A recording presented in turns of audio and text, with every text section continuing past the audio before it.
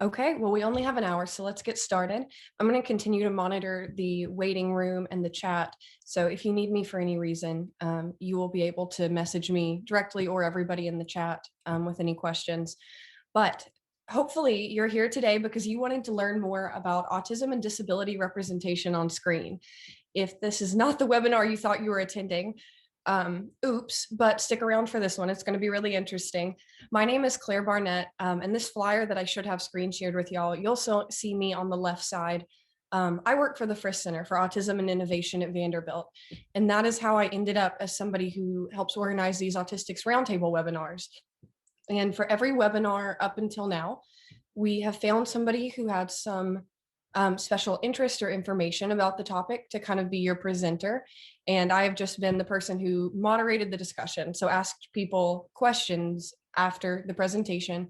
But this was a topic that I personally really care about and have gotten the chance to write a little bit about for a local newspaper called the Tennessean. So I thought, I think I know enough about this one that it would be really meaningful to me to get to present on it, why it's important, how we should have a conversation about media representation of autistic people and disabled people. So I am grateful that all of you chose to be here this morning.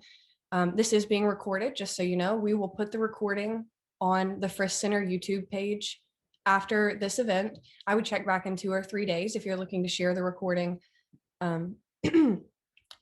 I also want to say a special welcome to Hari and to Krista, and we will introduce them after the presentation.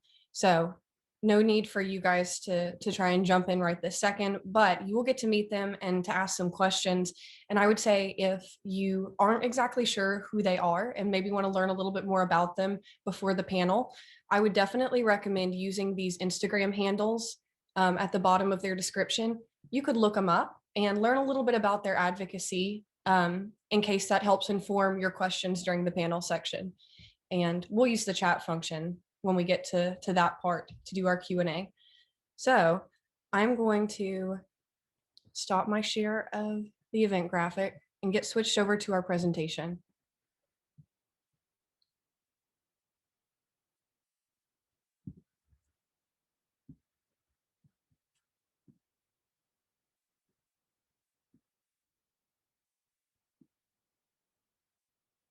There we go. Okay. I guess I probably could have just pulled this slide up first, huh? Same graphic. But again, this is the webinar you're at. Welcome. Let me tell you a little bit more about me before we move to the next slide, because I think it can be a little bit helpful to know who's presenting to you. So I went to Vanderbilt for my undergraduate degree, and while I was a Vanderbilt student, I found out that I was on the autism spectrum, and it was so helpful. It was such a relief to finally understand that the things that had been particularly hard or just that were different for me had an explanation. They fit a pattern. There were other people just like me, or if not just like me, there were ones who had really similar experiences, and we could help each other by sharing resources, and we could relate to each other in a unique way. And that is how I ended up finding sort of my own autistic identity, and then ended up working in advocacy now that I'm out of my undergraduate degree. And so the Frisch Center for Autism and Innovation is the only university research center in the world focused on autism and employment. And so we've had webinars before on employment. Our website has a lot of great resources on employment. If that's something you're really interested in, you should check it out there. But one thing that we really wanted to do, besides just employment research, was to elevate autistic voices. We want you to hear from the people who belong to this community, what it means to be a part of it, and what we want other people to know, and how we can shift things like practical resources and social conversation to a place where there's better education and acceptance and even celebration of neurodiversity. So I'm autistic. I'm proud of it, and that's why I do these webinars. I also found out even later than that I have ADHD, which we may do a webinar in the future on the overlap of those, because I think a lot of people think of autism as the big diagnosis and underestimate how impactful comorbid ADHD can be. So I digress from that point. What we're talking about today is going to be who can play disabled characters. Then this conversation stems from Sia's recent movie. She released it and was so excited about lending this this voice to the autistic community. And autistic people were like, hold on a second, we have some questions and concerns, and they were largely dismissed. And so that's a conversation we're going to have. We're also going to talk about the tropes we see of disabled people in movies. And as I did some extra research on this fact, it's really interesting. And then we're going to get to our panel. So where have we seen autism in the media? These should look pretty familiar, if not all of them, some of them. And if you can think of another example of autism in the media, I'm going to ask you in a second for it. But let's look at these. On the left side, top left, we've got the like super classic older movies that most people are familiar with. And when you say, where have you seen autism in the media? Almost everybody says Rain Man, especially if they are, 30s or above. A lot of people also say Temple Grandin because maybe they like Claire Danes, or they just happened to see this movie on HBO over on the far left and thought that, Temple Grandin was really interesting. It was cool that she became famous and also is autistic. And then there are two other kind of categories I have on this screen. The top right, Imitation Game, Big Bang Theory in the middle, and even to some degree Community in the bottom left are these shows where we're clearly seeing the characteristics of autism on screen, but they refuse to sort of officially diagnose the character, which is fascinating. We're going to talk about that trope in a second, but it's this idea that, maybe there'd be a lot of stigma attached if they diagnose that main character. In all of these cases, it's a man. So we see our main character, I think it's Alan Turing, but I might be getting that way wrong. I think that's the name of this character in the Imitation Game, who demonstrates these characteristics of the autism spectrum. Obviously, Sheldon Cooper in Big Bang Theory. And if you've seen Community, if you haven't, I'd recommend watching it. It would be Abed. So this character second from the left in the poster. And this is an interesting one because in the very first episode of Community, which runs multiple seasons, another character mentions that Abed has Asperger's, which at the time would have been the official diagnosis. And then after that, and it's sort of a joke. It's not even like, oh, this is your formal diagnosis. It's like, yes, you think that way because you have Asperger's. Well, the rest of the series, it's not mentioned at all. But he continues to clearly be somebody who is autistic. And one thing I do like about this representation is that Abed is a multidimensional character. His autistic traits are part of his personality, but they aren't his whole personality. So we've also got in the bottom right two shows that intentionally say, like, part of the format of this show is that we built in a character. We, said, yes, they're on the spectrum. It's intentional. It's part of the plot. And so those are atypical and everything's going to be okay. If you have not seen either of those, they are worth a watch. And especially Everything's Going to Be Okay is really exciting because in the top right, it's an autistic female character played by an autistic woman. And that's something we don't see in any of these other shows or in Sia's recent film, which is something we're going to talk about in a moment. Everything's Going to Be Okay is not a super, complex, difficult to follow plot.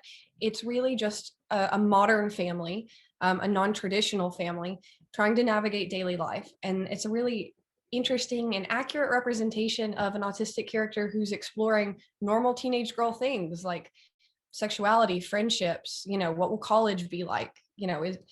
Do I want to experiment with drinking, and is that safe, and how do I do it? So these things that happen in real life, and it's showing her going through those like a normal teenager instead of a special little, I don't want to say, instead of infantilizing her, she gets to live through adolescence like every adolescent does.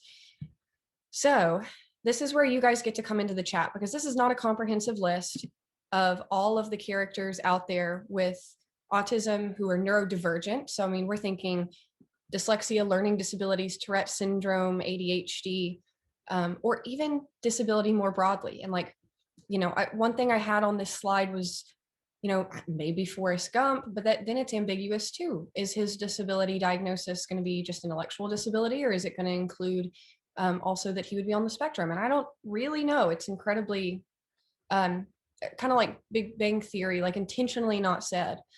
But I want to know in the chat, what other examples can you guys think of? And if you message them to me individually, I will not say your name, but other people, yeah, Good Doctor. And we're actually going to talk about The Good Doctor in a minute. There was a new episode of that last night, so don't spoil it for me, guys. I haven't seen it yet. Krista says, please stand by. I haven't even heard of that one, so maybe you'll have to, in the panel, mention what it's about. The Accountant. I've heard that could absolutely be a representation of autism that is, again, not clearly diagnosed. Bones. I've heard the same thing about a female character in that show, which is kind of nice to see it not just represented as a man. Good Trouble, another one I'm not familiar with. Have heard of What's Eating Gilbert Grape. And Parenthood, yeah, that should have been on here because I've seen all of Parenthood. That representation is this whole big family, and it's one of the children in one of the families that's on the spectrum. And it's an interesting example of what happens when parents know before the child, and how do they tell the kid and give him a sense of self. Pablo is a kids TV show about an autistic boy. I would also say Sesame Street has an autistic Muppet, but there's been a little bit of backlash from the autistic community about how closely they've worked with Autism Speaks and about them airing Autism Speaks commercials during Sesame Street as part of that partnership. So there's been controversy there again. Snowcake. Never heard of that one either, but I believe you. Doc Martin. Claus, the main character's brother is autistic and Black, but his sister turns to a life of crime to take care of him. That sounds interesting. And another thing we don't see enough is representations of autistic people of color on screen. And unfortunately, it reflects real life, not in the sense that people of color are less likely to be autistic, but that they are less likely to be accurately diagnosed at the same time, like early enough that they get to know that about themselves and use that information. The movie Radio. Okay, an episode of Bob's Burgers. I've been watching Law and Order SVU, and they're absolutely, because it's got like 500 seasons. There are episodes where they bring in autistic characters, and it's amazing over 25 years how they have succeeded and failed at representing those characters well. The Outsider on HBO has the character Holly, who's Black and autistic. Okay, so female, Black, and autistic. I love it. And a lot of these I'm going to have to look up because I had never heard of them before, and I want to learn more about them. If anyone thinks of others while we're presenting today, even if they're more broadly some other kind of neurodiversity or disability, please put them in the chat because I want to have a running list of all of these. I want to see what kind of representations they are and watch them for myself. A Boy Called Poe, I have heard of that one. Oh, and there's a documentary out there called Why I Jump that I have not seen myself, but I've heard from other autistic people that it's a really good example of so it came from first a book and is a really good example on screen of what daily life might be like for an autistic kid. Perfect. Asperger's R Us, familiar with that. Love on the Spectrum on Netflix. Oh, I didn't know that. The head writer of Parenthood based the autistic character on his son who's autistic. Okay, this is really interesting.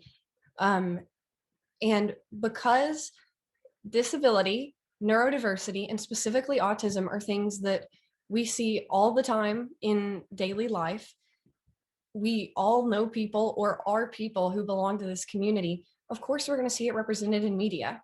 We are, I think, as autistic people, a dynamic, interesting, essential part of this human fabric. And that's why we like to call it neurodiversity. Because diversity is something to be desired, something to be celebrated. And in the cases where the world is not built for that kind of diversity, it's something to be supported or accommodated. But it doesn't surprise me at all that even when these characters go undiagnosed, we're clearly seeing those autistic or neurodiverse traits in them.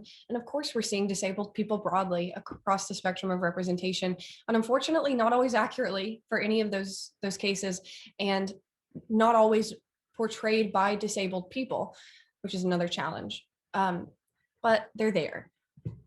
Okay, so let's talk about common disability tropes in the media. This is really interesting, and I think as we go through them, you're going to think about different shows and movies you've seen. I almost went through and created examples for each one, and I was like, wow, we could talk about that for a whole hour. And I want to make sure that we get to our panel. Ooh, Krista says, what do we think about Queen's Gambit? Yeah, yes, correct. I agree with you, Krista. I think what is her name? Beth in Queen's Gambit clearly has some kind of neurodiversity. And again, it's like, they don't really want to name it. And that's one of the tropes we're talking about. So that one's about halfway down. We'll get to in a sec. So the first one here is the inspirational flat character. So this character throughout the movie or TV show does not develop in any way. Their only characteristic is their disability. And something about them just like living normal life with the disability is supposed to inspire you. The second one is the super crip, or the aren't they all savants trope. This can go two different ways. Either the sort of superpower of the disabled person can be truly supernatural, like, you know, they had this terrible injury that left them paralyzed, but also now they can shoot fire out of their eyes. Or it's this idea that somehow the disability gives the person a worldly superpower. And we see this a lot in autism, where the autistic character is woefully underdeveloped in most areas, you know, and I say underdeveloped compared to developmental norms. So a doctor would say like they're not meeting their developmental milestones, but also they are a math genius or a music prodigy. And this idea that all disabled people have this huge gap between that one special magical skill and all the things they can't do.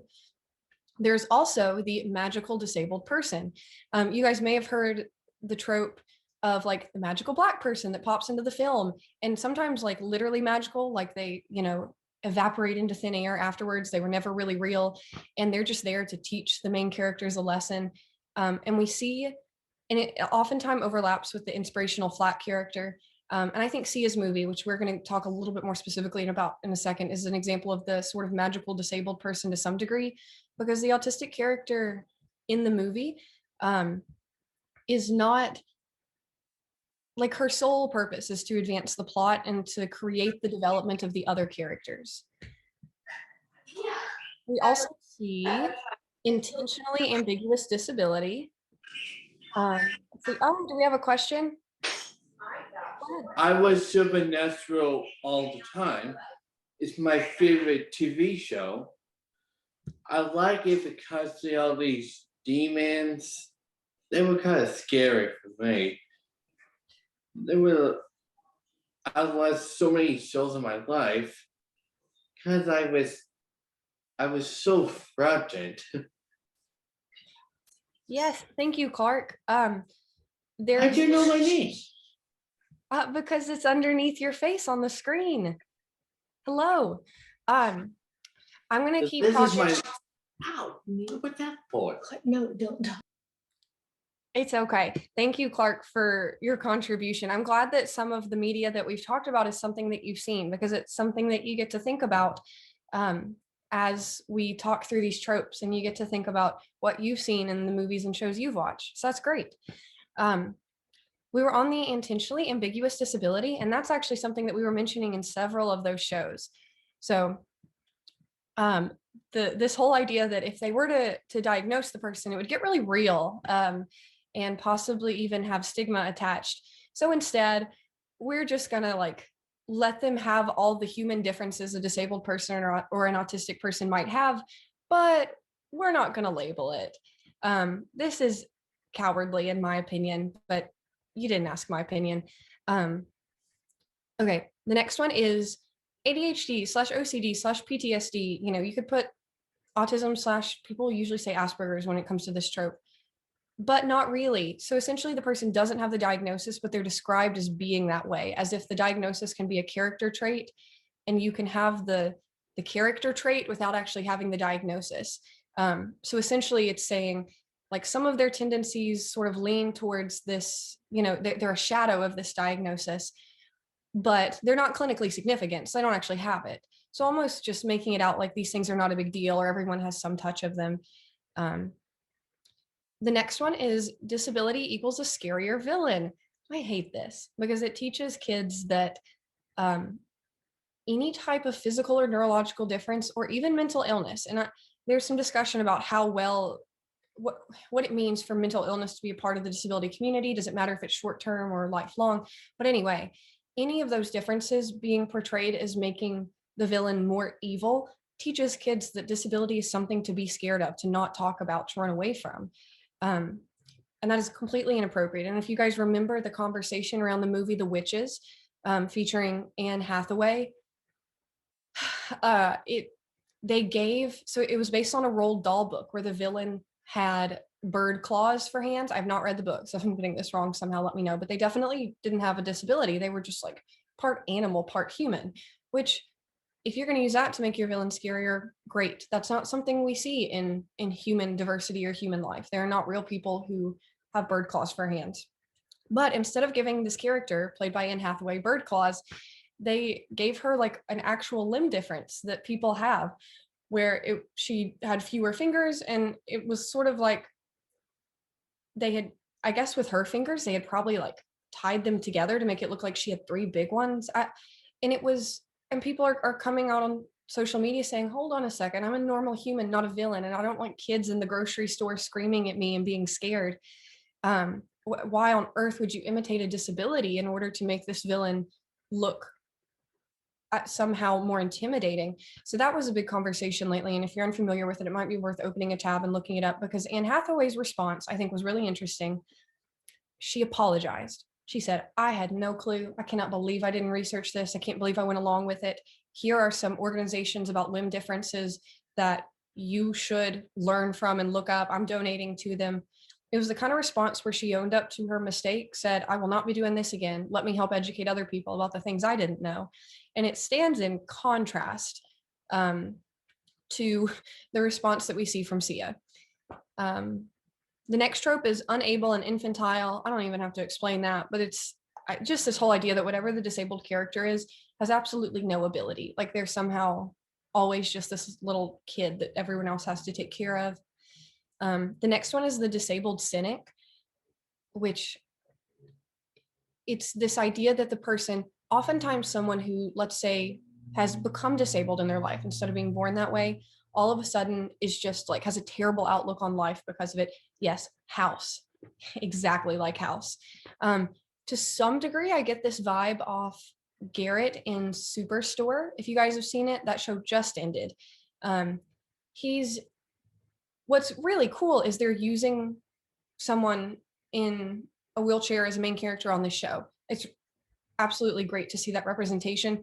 But to some degree, he's portrayed as this character who's always like creating distance from other people and is a little bit cynical. And I wonder if they did that intentionally or if that was always a part of the character. And then turns out they cast someone who was in a wheelchair. I don't know. Lieutenant Dan and Forrest Gump. Yes. So the disabled cynic is one to be aware of. There's 2 more. The next one is neurodivergence is supernatural. And this is different than the magical disabled person or aren't they all savants. This is the idea that neurodiversity itself has a supernatural origin. Like maybe people who are autistic or ADHD or have any kind of learning disabilities or Tourette syndrome are like, in some cases, it would be like possessed by an evil spirit. In others, it would be like they're actually angels. And I want to say there was maybe a Power Rangers movie that this was relevant in, and I could be wrong. I think there was some sort of Power Rangers movie where there was, oh, maybe it was some other franchise. There was some franchise movie. It was an action movie, and there's this little boy in the movie who apparently was autistic because he was like the next evolution of humanity. And it's this whole sci-fi idea that, you know, for better or worse, takes away from the daily reality of what it means to be neurodivergent. And then finally, another terrible one, so you'd better be grateful foil. And I don't know if you guys have heard of a foil before, but it's a character that intentionally stands in contrast to another character so that you notice the contrast between them. And it's the character they put in there, and how they actually represent the character themselves. Like, do they get to talk? You know, are they kind or are they mean? It doesn't matter. The whole reason for them to be there is for the non-disabled character to realize that they have it good because at least they aren't in a wheelchair, or at least they don't have social difficulty, or at least, you know, fill in the blank. And it's another one where it's clearly initiated by the non-disabled community. So, okay, let's keep moving because I would love to wrap up my presentation in the next 3 or 4 minutes and get over to our panel. I'm loving the conversation in the chat though, because you guys are seeing examples of this in the media you've consumed. Okay, let's talk about Sia's movie for a second. This is just like the basic description.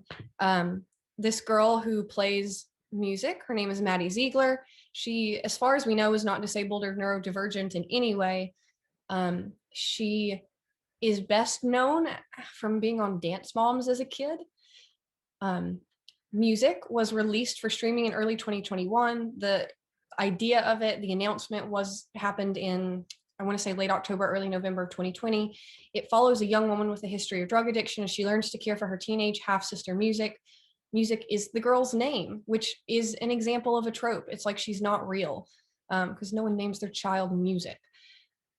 And I say that there are probably some wonderful people out there named Music, but this character, instead of having multiple dimensions, is just an autistic girl whose inner life is entirely musical dialogues, and her name is Music. She's not real.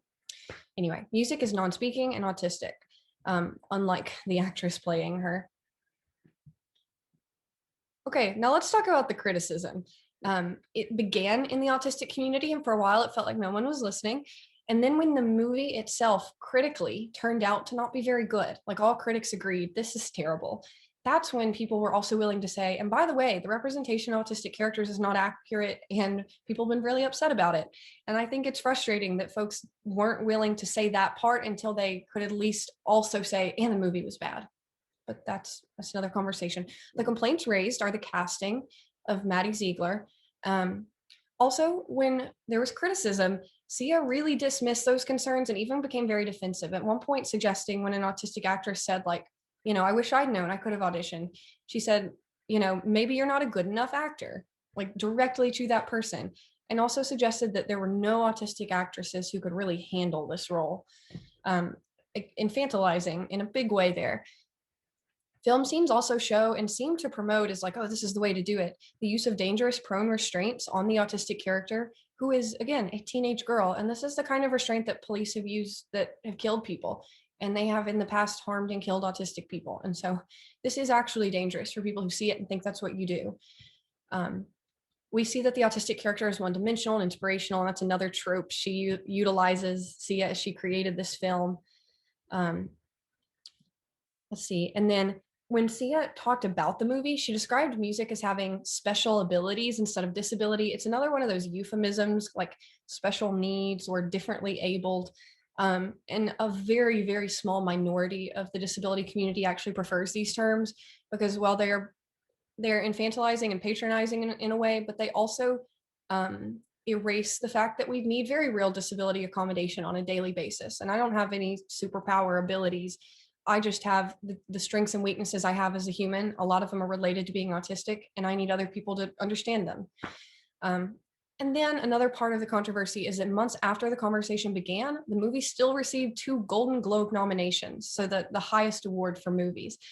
And this made me feel sick to my stomach when I read it in the news. I was like, how has the Academy of people who nominate, I don't know what they're called, guys. Why did they think this was a good idea? And as far as Sia's movie, I'm going to wait and let the panelists address a little bit more their thoughts on that. I have one more hypothetical before we introduce our panel. What happens when the representation is relatively accurate or empowering, but the casting isn't? Okay, so The Good Doctor. I like the show The Good Doctor.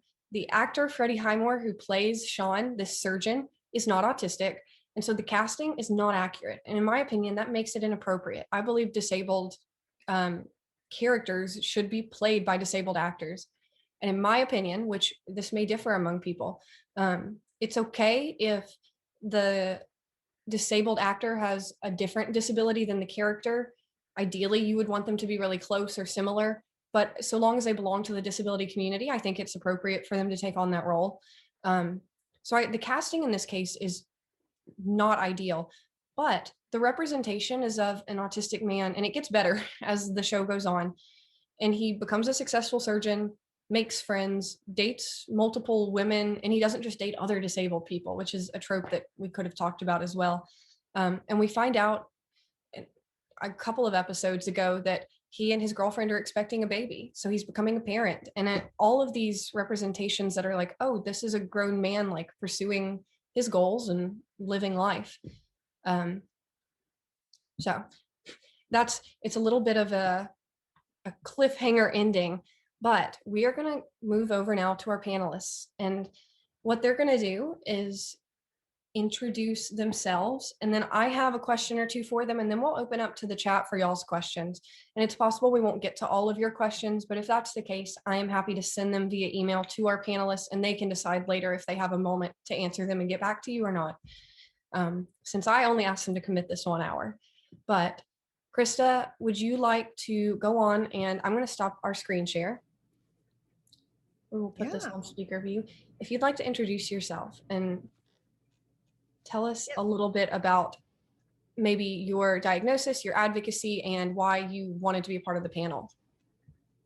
Yeah, so welcome everybody. Thank you so much for coming today, and thank you, Claire, so much for inviting me and having me. I'm truly honored.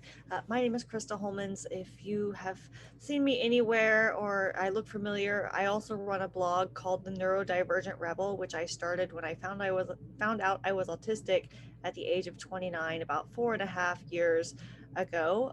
Since then, I also now say that I am a multiply neurodivergent adult because I also have recently uncovered an ADHD diagnosis, as Claire was saying earlier. Many of us have many other diagnoses going on when we are autistic or neurodivergent.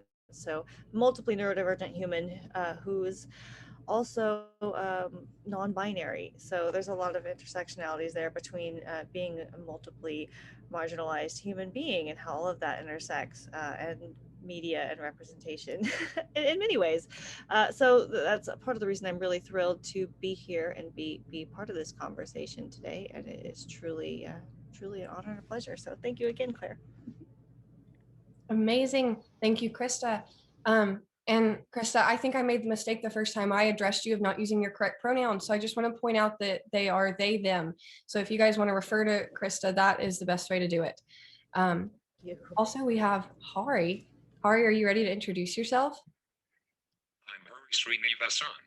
I use he pronouns. I'm a minimally speaking autistic. I was diagnosed at age 3, and my autism is very, very visible, which presents its own set of issues. At UC Berkeley, I'm a major in psychology and minor in disability studies. Incidentally, I notice my co-panelists have ADHD, and I actually have that formal diagnosis too. The doctor pretty much gave me a dual diagnosis that time itself. I have so many things going on as well, like oral motor apraxia, body schema, sensory regulation, social anxiety, etc. I'm currently visiting my grandpa in India, so this is a new workspace for me with a big light just behind me. Hopefully you all can see me. I am many things, I think: scholar, writer, activist, philosopher, and poet. I'm a student journalist at the Daily Californian, research assistant at the psychology labs and the UC Berkeley Disability Lab, which is this unique makerspace lab. This is my 5th semester as a student instructor for a semester-long class on autism. I'm the first non-speaking autistic president of Spectrum at Cal, which is the student campus org for autism. I am on the ASN board and Council of Autistic Advisors for Autism Society of America. Involved in a number of other parallel projects from academic to policy. And I do a lot of creative writing, including maybe around 200 poems. So I wrote this really long article for Alice Wong's Disability Visibility Project and FEB on this very topic, which got a lot of coverage. So I have a strong feeling that's why I am on this panel today. LOL. All right. Thank you, Hari. The LOL at the end really got me laughing out loud. I'm glad that you have strong feelings here. And I knew from that article that you were somebody who was passionate about this. So I'm glad that you're here. I'm glad that Krista's here. And my first question for our panelists, and so we will kind of go back in that order. So Krista, you'll be up next. But the first question is going to be, what examples of autism or neurodiversity or even disability were you most familiar with in the media as you were growing up? When you think about your own first exposure to people who belong to this community, what was that? Yeah, well, we're going to show my age here as we go into this, right? There wasn't a lot of representation out there. As you said earlier, a lot of people in their 30s, I just turned 34 yesterday. What we know of was Rain Man. Another one, someone mentioned it in the chat. What's Eating Gilbert Grape was with I think Leonardo DiCaprio was that one, wasn't it? Right? If I'm remembering correctly, I could be wrong. But that was like a really old movie. There wasn't a lot out there. And you know what we see with both of these films is they are, you know, white guys, just white men, which is something that is very common theme that we're only just now starting to break away from a little bit, but you know, we've still got a long way to go from these initial films that were kind of around when I was growing up. Yeah, they weren't great representation. Yeah, absolutely. And it's a conversation that's happening right now because we're going into the month of April of like, isn't some representation or some awareness better than, you know, nothing? Like, I know it's not perfect. People still are like donating money to Autism Speaks. And for a lot of us, that's like, oh no, please don't do that.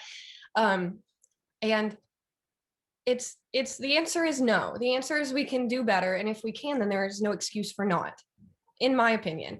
And I'm going to say there are going to be autistic people who disagree with me on that point. So anyway, I'm going to pass it back over to Hari now. So I would love to know what representations of autism or disability you were most familiar with from a young age.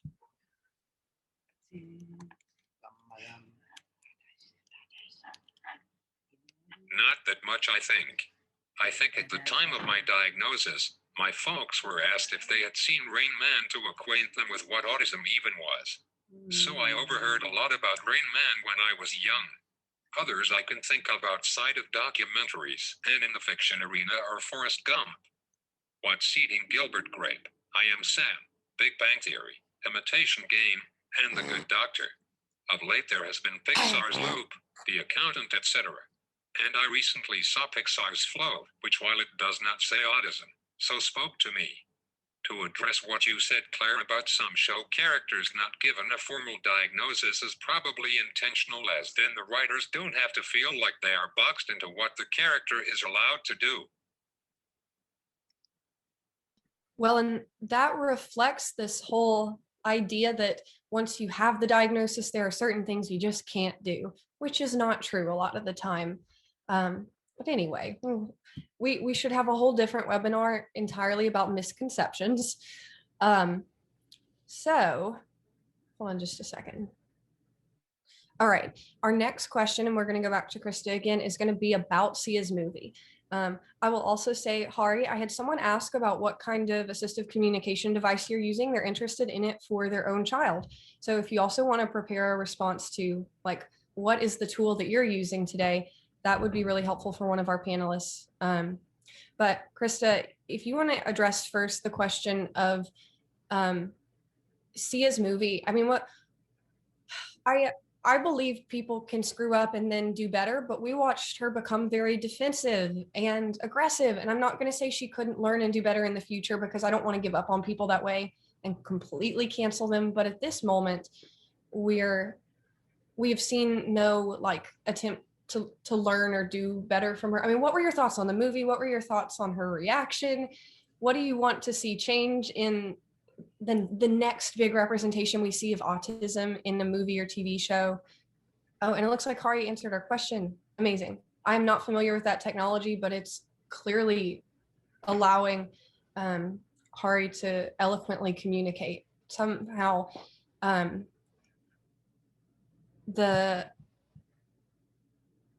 Okay, sorry, reading a message in the chat.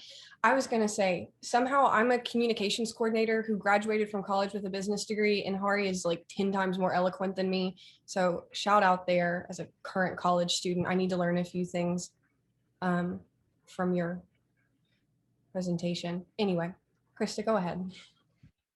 Yeah, so, you know, the thing that really bums me out about all of this is when you are someone who has the blessing of being a platform person, or you have the ability to reach and speak to large numbers of people at one time, you can either use that platform and do good things with it, or you can cause harm through your platform.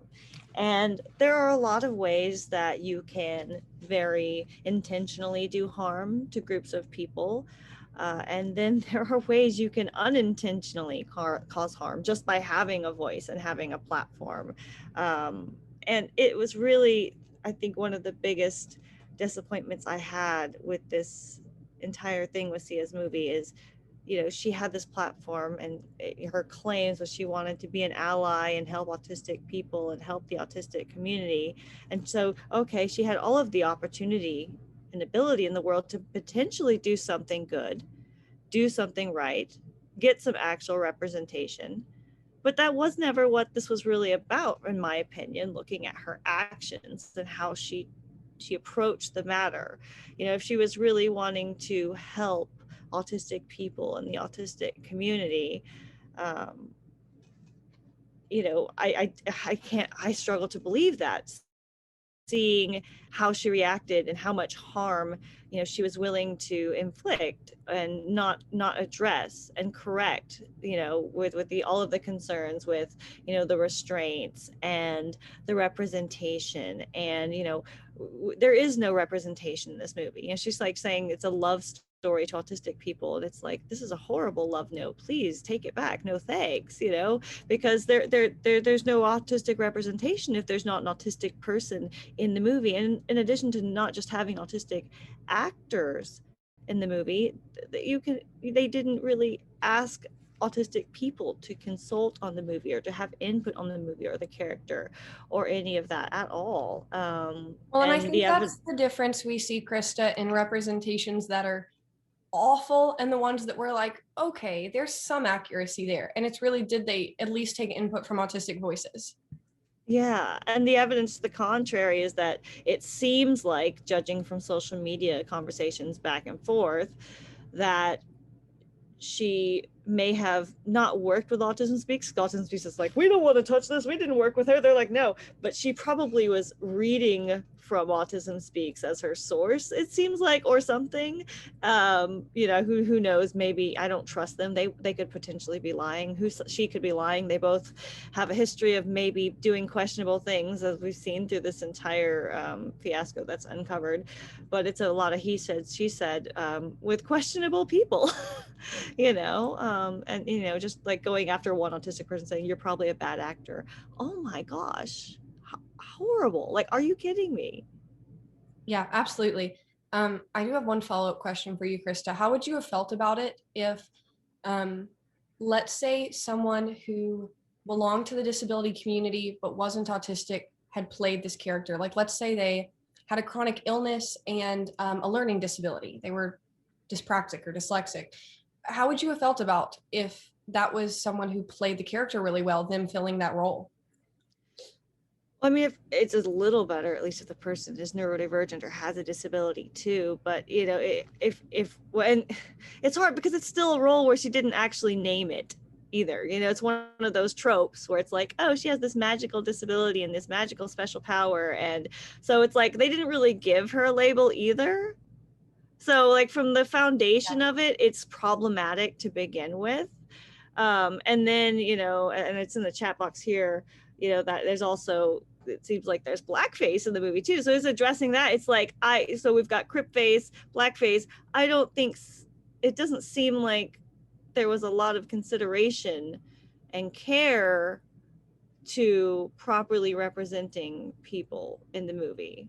Absolutely. I do not disagree on that point. Okay, Hari, your turn to take on this question. And after that, we're going to open up to the panel.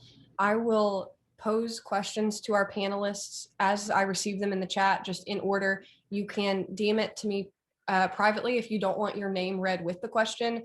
If you want your name to be with the question, put it out there publicly, but I'll just read them in the order I receive them. So go ahead, Hari. So my response is rather long, as I wanted to cover a number of points. An advantage to typing responses is that you get to know exactly how long they are going to be. LOL. On representation, there are two parts to representation that Judy Heumann talks about in her white paper for the Ford Foundation. If you haven't read it, I would highly recommend it. So it's both authentic representation and positive representation. So let's break that down. Let's talk about the positive representation part first, and I will give you 4 examples. A classic example is that most stories with a non-speaker almost always are about the non-speaking autistic having a meltdown, as that is sensational and provides lots of drama, trauma, and entertainment value. My question is, surely there is more to the non-speaking individual than a series of tantrums. This is the case in Sia's movie too. There are multiple times where the character of music has meltdowns and people even sit on her as that is how they get to control her. So what is the message being transmitted about non-speaking autistics to the community? That they are some sort of wild beast to be controlled, to be set on. The second, of course, is the use of restraints. When a movie gets a Golden Globe nomination, it is bound to get even wider viewership, which means that the use of restraints gets normalized in the public psyche, and in one swift move over to decades of advocacy against the use of restraints. It is reminiscent of the residential Judge Rotenberg Center, where GED devices, which deliver electric shocks, were routinely as aversives in behavior therapy. After decades of advocacy by organizations like Autism, Congress finally got on board to urge FDA to finalize its rule on banning these electric shock devices. While the FDA did finally finalize its rule towards banning these specific electric shock devices last year, it does not preclude other forms of punishments, harsh aversives, or restraints by the JRC or any facility. Currently, there is little accountability or reporting, and it makes the news only when someone dies. So there is still much work to be done. Movies like music are a major setback to such advocacy efforts. The third is the fact that the 90 journalists who make up the Hollywood Foreign Press Association, the ones that get to nominate the Golden Globes, thought it was perfectly okay to nominate Sia's movie. No one talks about this, but if you think about it, they are partners in crime and need to be held accountable too.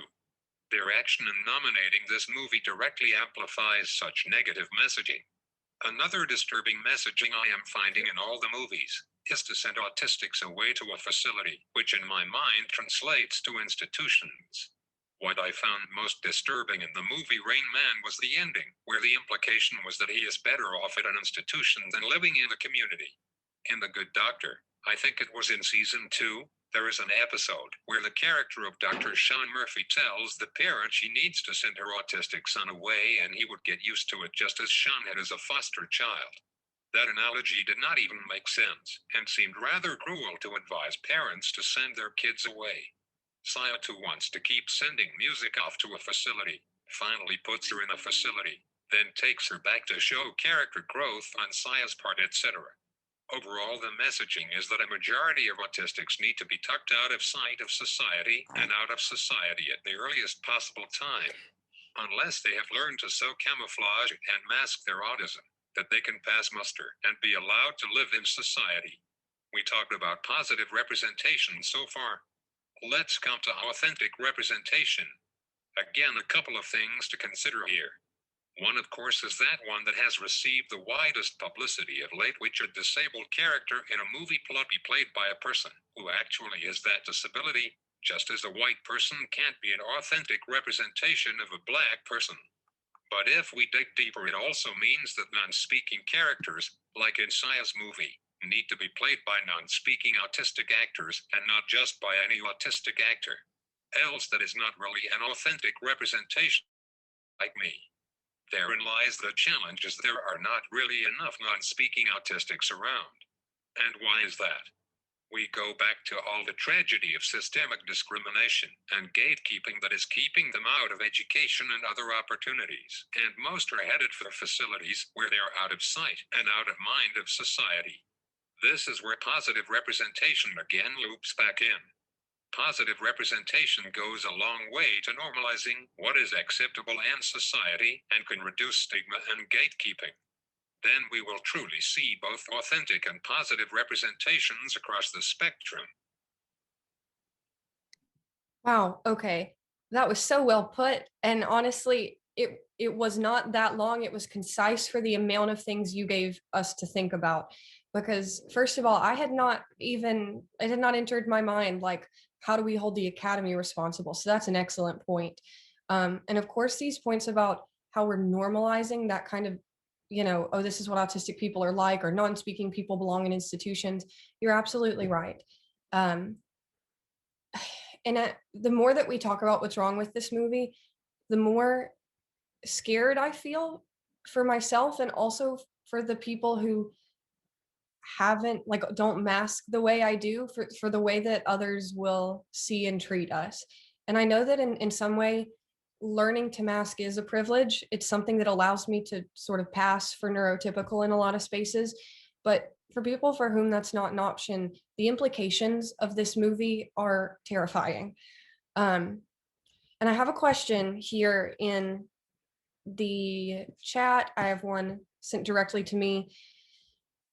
Do you guys feel that disabilities are going to be more accepted and normalized in the future? And this person says, I'm a Black person with a disability. And so they are relating, Hari, to your experience as a person of color who belongs to the disability community. Okay, so Krista, we'll keep our little loop going. If you want to address that one first, what do you think the future holds for disabled people? Does it get better? Does it get worse? Well,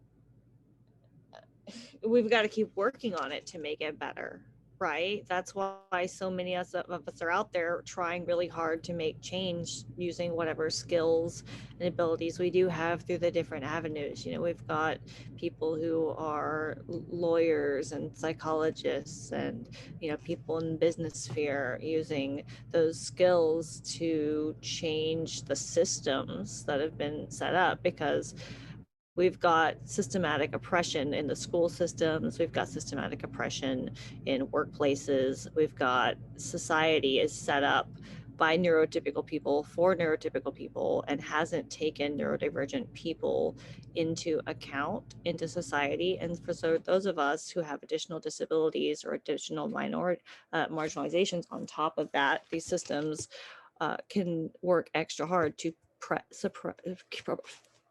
words today. See, I'm better typing than out loud also, and I'm not like super pre-prepared. So, but they're keeping us oppressed, keeping us down. And so for a lot of years, especially when we look at psychology, and putting autistic people and hiding autistic people away, we have this heavy medicalization saying you're wrong and you're broken because you don't fit into our neurotypical systems. And you need to do all of the flexing to fit into the neurotypical system. And that's ridiculous. It's unfair. And it's just cruel to not be willing to flex the systems and change the systems and make new systems that are more inclusive for everybody. But we're really you bring behind. up the point, Krista, that in some ways disability is a social construct, because we determine what differences in the human brain and body are different enough that we're unwilling to build normal systems to accommodate them.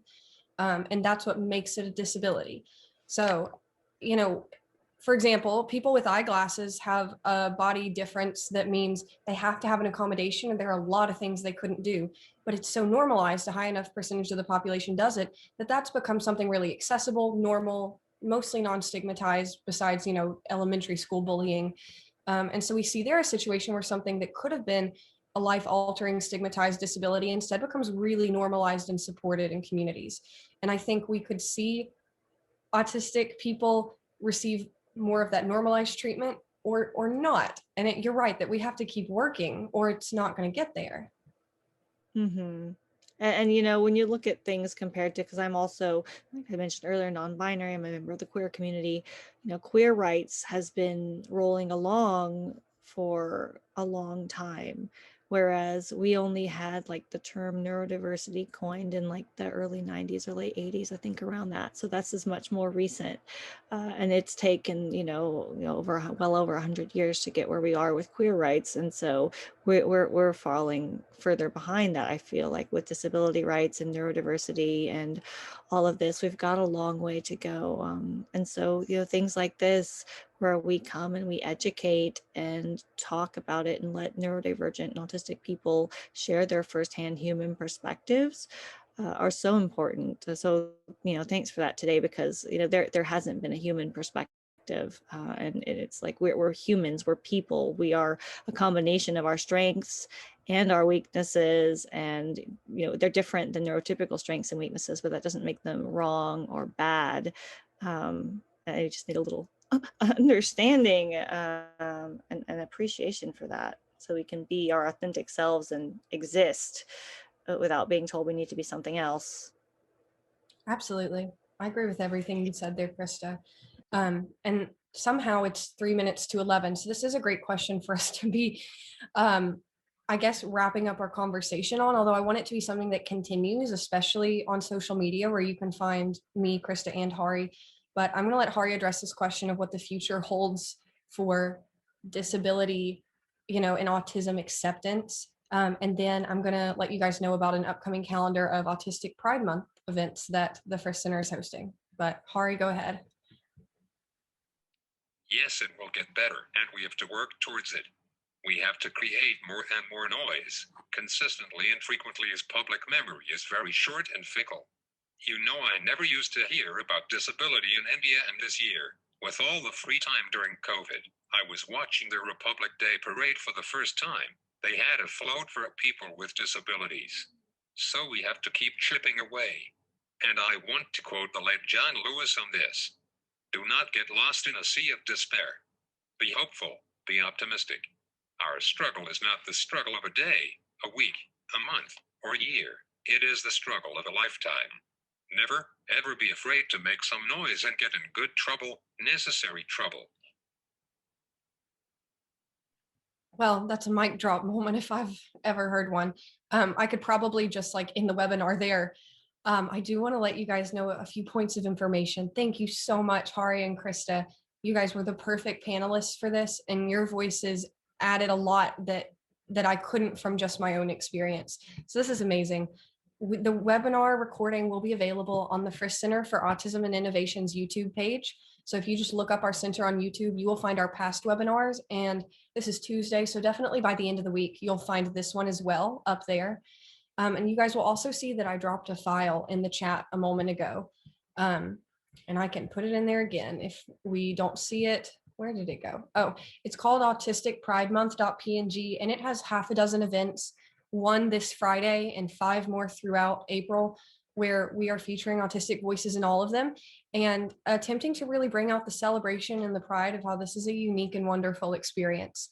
And that doesn't mean we're not talking about accommodation and support, because that's part of recognizing someone's uniqueness is how do I make sure that they have access to this space? So all of that is going to be a part of our Autistic Pride Month.